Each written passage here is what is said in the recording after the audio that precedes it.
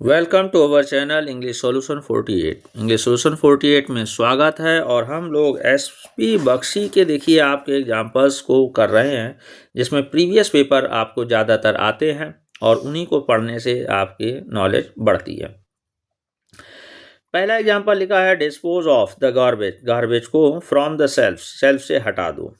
चूँकि इसमें कोई भी ऐसी चीज़ मतलब ग्रामेटिकली रॉन्ग नहीं है जिसको हम इम्प्रूवमेंट कर सकें, तो आंसर इसका हो जाएगा डी। और ये देखिए लास्ट में लिखा ही हुआ है, NDA 20 में आया हुआ है, तो ऐसे एग्जाम्पल्स पे तैयार रहें। फिर सेकंड नंबर लिखा है for young Donald peace in Vietnam was, क्या है, ऑलमोस्ट टेरिबल एज वार। तो आपका जो इम्प्रूवमेंट है वहाँ क्या होना चाहिए कि जब हम कल तुलनात्मक बात करते हैं तो एस के पहले भी हमारा एज आएगा, यानी कि ऑलमोस्ट एज टेरिबल एज वार, उतना ही टेरिबल था जितना कि वार। ओके, तो ये इम्प्रूवमेंट आपका हो गया, यानी कि कभी भी हमारा एक बार एज नहीं आता है, या तो कंपैरेटिव फॉर्म है तो as good as well as beautiful as, ठीक है। और दोनों के बीच में पॉजिटिव डिग्री आती है, कंपैरेटिव या सुपरलेटिव का प्रयोग नहीं किया जाता है।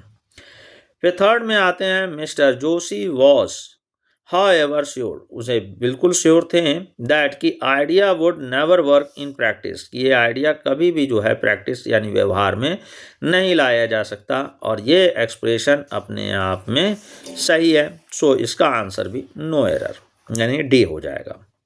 फोर्थ नंबर पे आते हैं, थोड़ा ऊपर कर ले। फोर्थ नंबर पे आते हैं तो लिखा इट इज़ ऑलमोस्ट डिफ़िकल्ट, ये लगभग में क्या है, डिफ़िकल्ट है। क्या है, इन केस मतलब यदि, इम्पॉसिबल, और इन केस अगर इम्पॉसिबल भी होता है to keep awake late after dinner. तो अब इसमें इम्प्रूवमेंट क्या करना है कि अगर हम भाव को देखें तो ये आप बिल्कुल गलत है, बल्कि यहाँ हो जाएगा बट इन, और फिर हो जाएगा नो केस। मतलब लगभग में डिफ़िकल्ट है लेकिन किसी भी केस में इम्पॉसिबल नहीं है। क्या इम्पॉसिबल नहीं है कि टू कीप अवेक लेट, कि आप देर से उठें आफ्टर डिनर के बाद, ठीक है। और ये एग्जाम्पल्स ऐसे नहीं होते हैं कि आपने एक बार देखा याद हो गया, कभी कभी ये टेरिबल एग्जाम्पल्स आ जाते हैं और वहाँ पे आपको क्या होता है, सिर्फ और सिर्फ प्रीवियस पेपर, वहाँ आप पढ़ते हो, समझ में आता है कि अच्छा ऐसे भी एग्जाम्पल्स होते हैं, उनको आप अलग से नोट कर लेते हो so that before examination you can revise it. एक बार तो इसको रिवाइज करना ही पड़ता है, ठीक है, क्योंकि ये रूल वाइज नहीं होते हैं, ये एक्सप्रेशन वाइज होते हैं, और रूल वाइज होते तो बड़े आसानी से हो जाते, और एक्सप्रेशन वाले एग्जाम्पल्स को बाय प्रैक्टिस ही आपने अच्छे से सॉल्व करते हो, क्योंकि लॉजिकल इंप्रूवमेंट आपका हो चुका होता है, ठीक है। फिफ्थ नंबर पे आते हैं, लिखा are you through with that newspaper. अब ये गो थ्रू का जो कॉन्सेप्ट होता है वो होता है पढ़ लेना, ठीक है। तो are you through with that newspaper, ये भी आपका देखिए एक्सप्रेशन वाला एग्जांपल है कि आपने क्या उस अखबार को पढ़ लिया है। तो जब पढ़ लिया है तो यानी कि एक्सप्रेशन सही है, और जब सही है तो आपने आंसर दिया डी। अगर आप अपनी नॉलेज से करोगे तो आपको ग्रामेटिकली देखने लगोगे कि थ्रू के साथ विद आएगा कि नहीं आएगा, ये होता है या नहीं होता है, तो वहाँ आपसे बहुत गलती हो सकती है। तो बिफोर एग्जाम्पल्स मतलब बिफोर एग्जामिनेशंस एग्जाम्पल्स को रिवाइज करना जरूरी है। 6 नंबर पे आते हैं तो लिखा है ऑल द बॉयज रिटर्न मतलब लौट गए, और जब लौट गए तो जाहिर सी बात है उसमें आपका बैक फॉर्म छुपा हुआ है, तो रिटर्न के बाद अलग से ये बैक लगाने की रिक्वायरमेंट नहीं होते हैं। और अभी बताया गया था पिछली क्लास में कि जो हमारे एक्स्ट्रा वर्ड आ जाते हैं उनको हम रिडंडेंट कहते हैं या सुपरफ्लुअस कहते हैं। इनके बेस्ट एक एग्जाम्पल्स की सीरीज आपको करानी पड़ेगी, ताकि वो होते कितने हैं, कितने वर्ड्स हैं, उनको आप नोट कर लेंगे। बिफोर एग्जामिनेशन दोबारा रिवाइज करेंगे तो अच्छे से आ जाएगा, ठीक है। तो सिर्फ इसमें से आपने क्या करना है, बैक को हटा देना है। फिर 7 नंबर पे कंसिडरिंग अबाउट दीज फैक्ट्स, मतलब इन चीज़ों को विचार करते हुए। तो अब फिर नॉलेज की बात करते हैं। कंसिडर जो होता है आपका पार्टिसिपल प्रीपोजिशन है, और जब पार्टिसिपल प्रीपोजिशन खुद ही है तो अलग से अबाउट लगाने की भी ज़रूरत नहीं है, ठीक है। तो वो आपने यहाँ पर अबाउट को ये आपने यहाँ और ये इसका ये हटा दिया, बस बाकी आपके एक्सप्रेशन सही है। तो कंसिडरिंग दीज फैक्ट्स, इनको विचार करते हुए the principal has offered him a seat, उसको एक सीट ऑफर कर दिया। फिर 8 नंबर पे आते हैं। तो लिखा है नंदिता आस्क्ड मी, नंदिता ने मुझसे कहा इफ़ आई वॉज वर्किंग, क्या कर रहा हूँ, हार्डली दीज डेज, मुश्किल से ही। अरे यहाँ जो एक्सप्रेशन होगा वो hard, working hard these days, कि क्या मैं मेहनत कर रही हूँ या क्या मैं मेहनत कर रहा हूँ, क्योंकि आई का कोई मतलब नहीं है। आई फॉर द पर्सन वो इज स्पीकिंग, अगर आप जेंट्स हैं तो आपके हिसाब से रहा हूँ, और लेडी हैं तो आपके हिसाब से रही हूँ हो जाएगा। ठीक है। 9th नंबर पे आते हैं, लिखा है दिस हार्डली वॉन। तो आपको बताया जा चुका है कि ये हार्डली और हार्ड के इंटरचेंज के एग्जांपल्स बहुत बनते हैं, तो ध्यान देना है बाय प्रैक्टिस कि कहाँ हार्ड लगेगा, मतलब जहाँ मेहनत, जहाँ कट वाली बात हो। हार्डली फॉर टाइम एक्सप्रेशन, यानी मुश्किल से ही को आता है। ठीक है। तो दिस हार्ड वॉन लिबर्टी, ये मेहनत से कमाई गई लिबर्टी जो थी, was not to be lightly abandon, उसे आसानी से छोड़ा नहीं जा सकता था।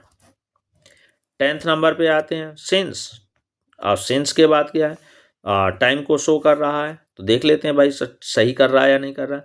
तो द 15 मिनट्स सी ड्राइव, आप देखें तो 15 मिनट्स जो है एक ड्यूरेशन ऑफ टाइम है, ना कि पॉइंट ऑफ टाइम। और जब ड्यूरेशन ऑफ टाइम की बात करता है तो वहाँ पर हम किसका प्रयोग करते हैं, फॉर। तो हो जाएगा फॉर द 15 मिनट्स, यानी कि 15 मिनट तक, दैट सी ड्राइव, वह चलाती है, और सी कॉन्फेस्ड, उसने स्वीकारा कि that C felt like a women with wings, कि वह जो है अपने आप को परियों वाली, यानी कि विंग्स, पंखों के साथ की वुमेन फील करने लगी। ठीक है, मतलब हवा में उड़ गई।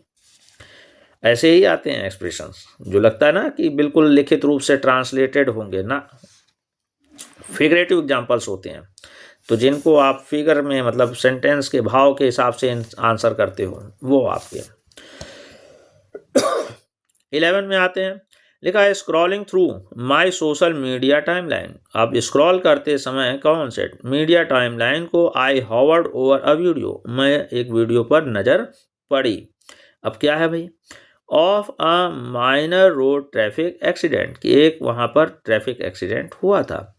तो फिर आपने बात करना है कि यहाँ पे थ्रू, और वर्ड क्या आया हुआ है, थारो, तो होना क्या चाहिए, थ्रू, क्योंकि स्क्रॉलिंग थ्रू, गो थ्रू जैसे आया था ना, तो वो आपके एग्जाम्पल होते हैं, ना कि थारो। थारो फॉर द कंप्लीट का होता है, थारो स्टडी, कंप्लीट स्टडी। ठीक है। तो ये प्रेपोजिशन की रिक्वायरमेंट है, तो प्रेपोजिशन का यूज़ करेंगे, ना कि थारो फॉर द कंप्लीट एडजेक्टिव का यूज करेंगे। 12th में आते हैं, लिखा है इवोल्यूशनरी बायोलॉजी, मतलब इवोल्यूशनरी बायोलॉजी लीव अस। हाँ, अब सब्जेक्ट क्या है, सिंगुलर है, तो हमारा जो वर्ब भी होगा वो भी सिंगुलर होगा। तो यहाँ लीव अस की जगह क्या हो जाएगा, लीव्स अस, छोड़ देता है। कैसा, डिस्टिंक्टली पैसिमिस्टिक, मतलब पूरी तरह से निराशावादी, अबाउट द पॉसिबिलिटी, संभावनाओं के बारे में, कि ऑल्ट्रुइज्म जो है can arise naturally among the humans, की जो सबकी भलाई होती है वो अमंग ह्यूमन में नेचुरली अराइज, यानी स्वतः उत्पन्न होती है। ठीक है। तो आपने देखा ये प्रीवियस पेपर के एग्जाम्पल्स हैं, कोई ज़रूरी नहीं कि एडवर्ब हो, आपके किसी भी भाव को लेकर के, जैसे यहाँ पे प्रेपोजिशन को डिनोट कर दिया, यहाँ एडजेक्टिव को डिनोट कर दिया, यहाँ आपका वर्ब को डिनोट कर दिया, आता है। अब आप देख लीजिए कि इन्हीं पेपर में आया है। सिमिलर एग्जाम्पल्स को रिपीट किया जाता है या रिलेटेड एग्जाम्पल्स को रिपीट किया जाता है, तो अगर प्रैक्टिस नहीं होगी तो आपकी क्या स्कोरिंग हो सकती है। तो अपने स्कोरिंग को बेटर करने के लिए ऐसे वीडियोस को देखते रहिए। Thank you very much.